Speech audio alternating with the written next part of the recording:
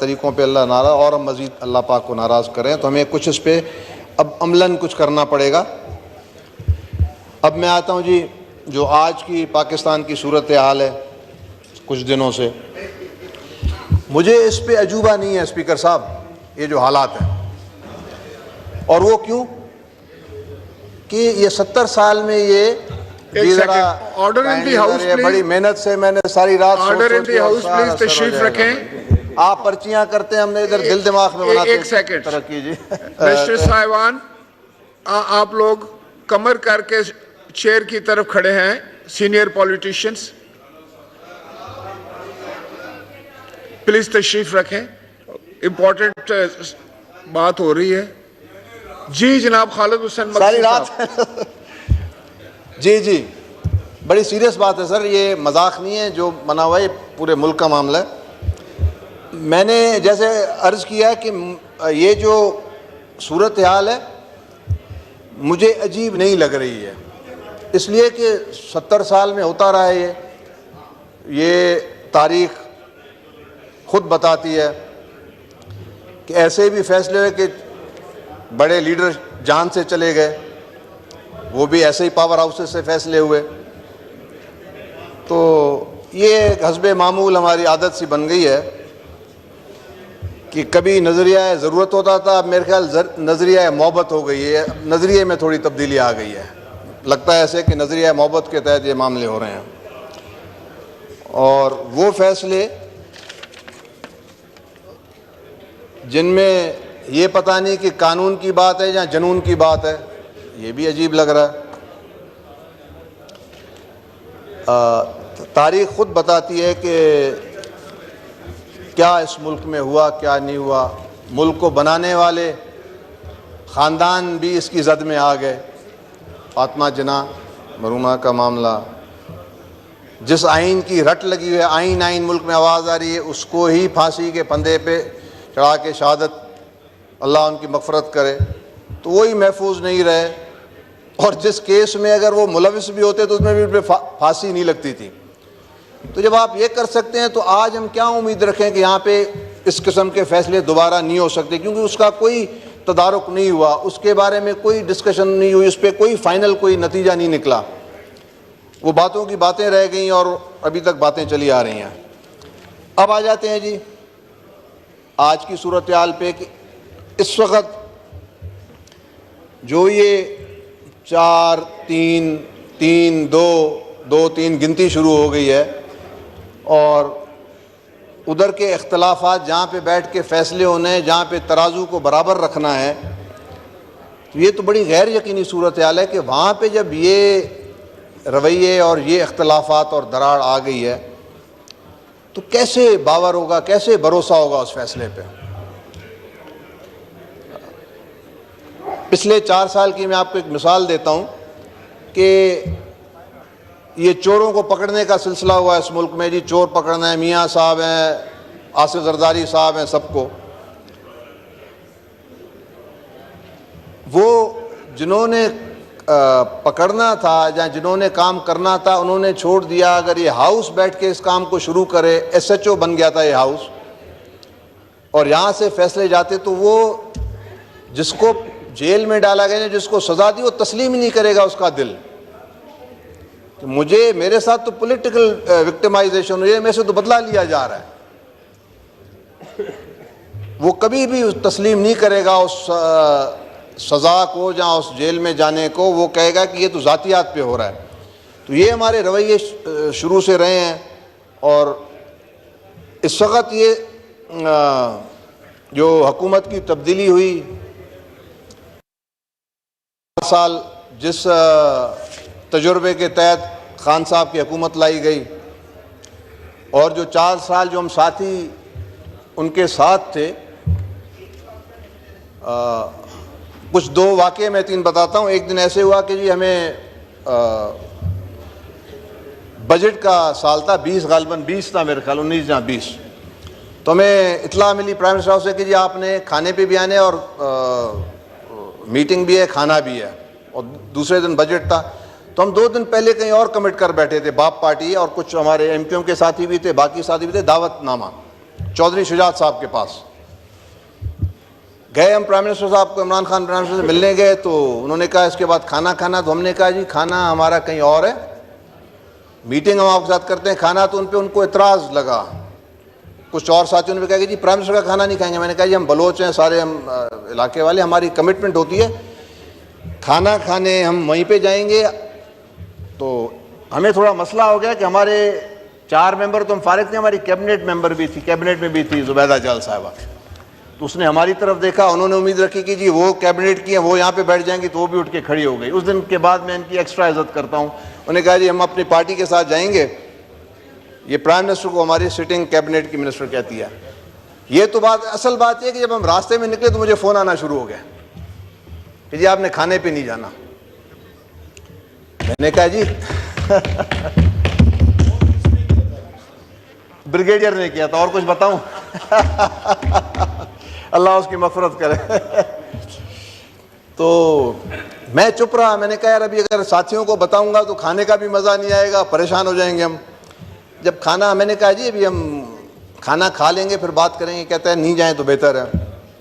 तो ये हालत थी पिछले 4 साल में जो वक्त गुजरा। उसके बाद फिर हम यहाँ पे तज्ज़िये करते थे आपस में बैठ के कि जी लेवल हम अपने चेक करते थे कि किसको किस लेवल का फ़ोन आता है, और हम फिर इज़्ज़त महसूस करते थे। जिस किस्म के अफसर का फ़ोन आता था उस किस्म से हम अपने को बताते थे कि जी हमारा लेवल ये है। तो पिछले 4 साल इमरान खान आज सियासत की और जमहूरियत की बात करता है, जहाँ उसको फॉलो करने वाले, अल्लाह उनको भी हिदायत करे, कौन सी जमहूरियत थी, कौन सा निज़ाम था। क्या हमें हमारे दिल को तसल्ली होगी कि जी वो जमहूरियत के लिए आया था। अगर 22 साल की मेहनत थी तो फिर अपने पाँव पे आता हम उसको सलाम करते।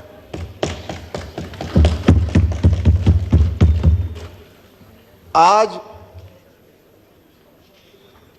उसको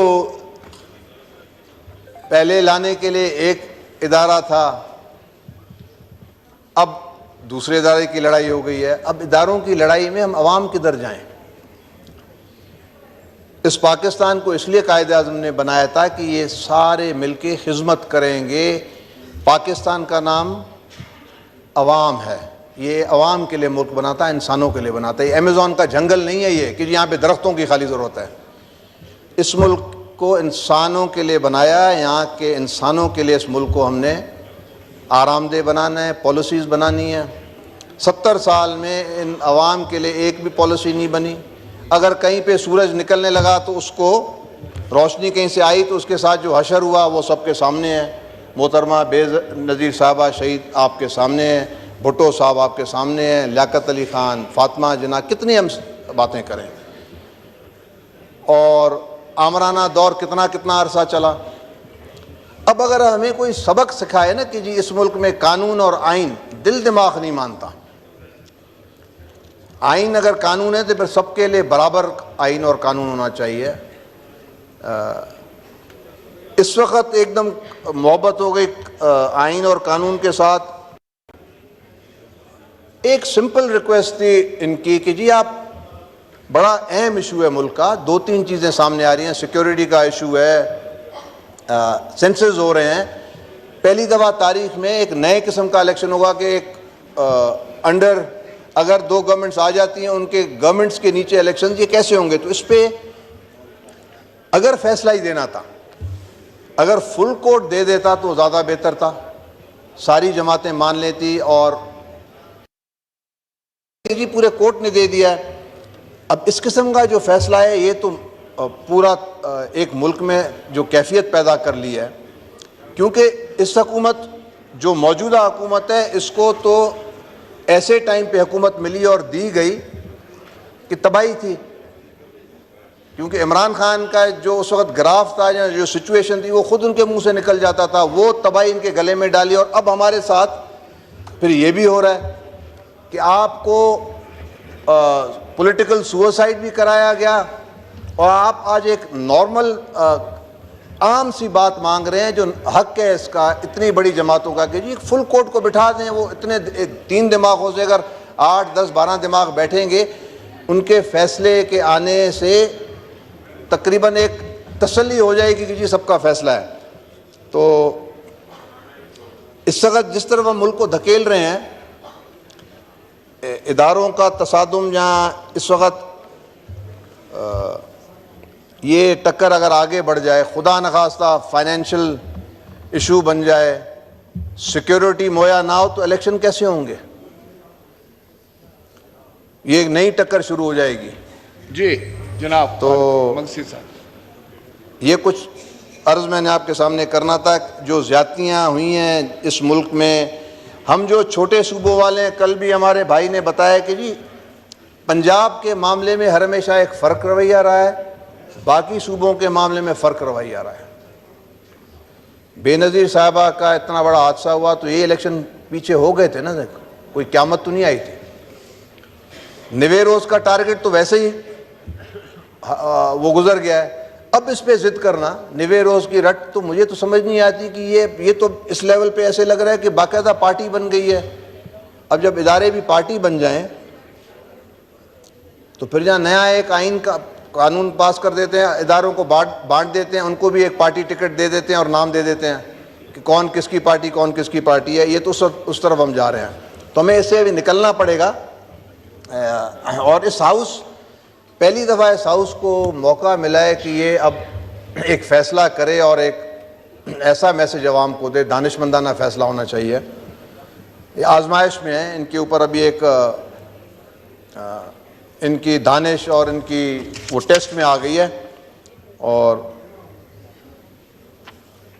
ڈٹ بھی جانا چاہیے، گھبرانا بھی نہیں چاہیے. گھبرانے سے کام کبھی بھی نہیں ہوگا، کیونکہ عمران خان بھی یہی سبق دیتا ہے کہ گھبرانا نہیں ہے. وہی جب سبق دے رہا ہے تو پھر ہم کیوں گھبرائیں؟ کچھ بجاؤ یار، کچھ تالی تو بجاؤ.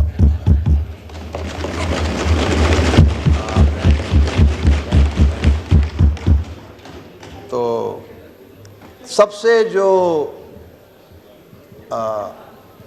اہم ادارہ ہے جس کو میں کہوں گا، ہاؤس کہوں گا، وہ یہ ہے.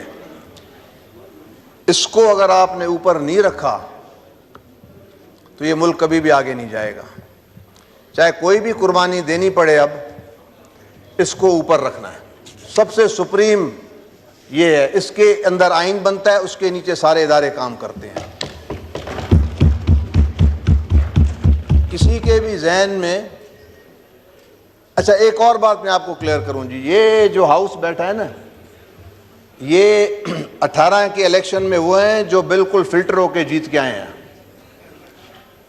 ان کا ایک ایک ووٹ قیمتی تھا، کیونکہ جو ماحول بنا ہوا تھا اس سے یہ نکل کے آئے. تو یہ کوئی 2 نمبر ووٹ والے نہیں ہیں، ڈبے بھرنے والے نہیں ہیں.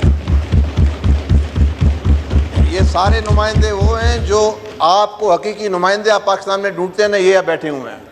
کہ ایسے دور میں جب RTS پورا ادارہ ان کے خلاف، پھر بھی یہ جیت کے آ گئے.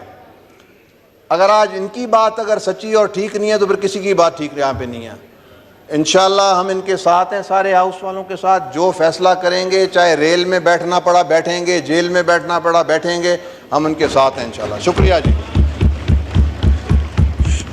تھینک یو محترمہ.